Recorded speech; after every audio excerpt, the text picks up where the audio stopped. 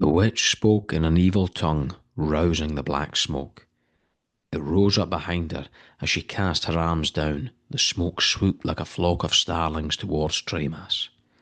Tremas stood on guard, his flaming sword at the ready, both hands grasping tightly. The smoke came crashing upon his blade, forcing him to his knee as his blade shuddered violently. The smoke flowed endlessly, his mighty blade cleaving it in two. The attack was unrelenting, and with each incantation it grew in intensity. Tremas placed his hand on the back of the blade, but it was no use. The pressure only grew. His arms would soon give way or break altogether.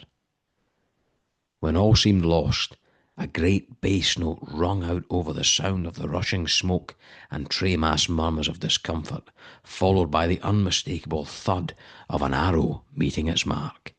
The witch gave out a cry as she turned to see young Calum, his bow in hand. She cast her left arm up toward him, and the smoke carried him off up into the sky. Tremas looked on in terror as the young man flew up into the trees and out of his view. This incensed Tremas, enraged him, infuriated him, ignited him. Tremas let out a guttural, bone-chilling roar like never before, and the flames of his blade gave a flicker, turning from orange and red to pure white. A glorious white light engulfed him. As the light grew, so did his strength. Soon he was on his feet, advancing on the battlefield. With one swift downward strike, his blade let out a beam of white-hot flame that cleaved the smoke in two and bathed his once mighty foe in blistering heat. As the beam passed over his enemy, she let out a cry of true anguish, then only silence. The beam dissipated. All that remained was a scorched trench and a tree split in two. Silence fell. The light, still pulsing from Tremas, his hair was orange, fluttering like a flame in a breeze.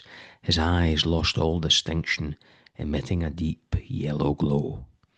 He stood, all things basking in his glow, as the beating of hooves once more graced him. Tremas turned, searching for the source, but as he turned, he began to stumble, and the blade slipped from his hand. As it fell to the ground, the white flame was extinguished.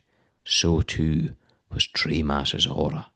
His eyes fell shut before collapsing in a heap. As Tremas lay, he did not dream. He dipped in and out of waking. With each glance of consciousness, the canopy of the forest passed over him. He strained his neck to find Hector and Elisea dragging him off the battlefield. As he lay his head back again, to his left were a familiar pair of boots marching alongside him. He looked up at young Calum, with his bow in his teeth and a great black hound draped over his shoulders, before Tremas gave in to his eyes and fell off once more.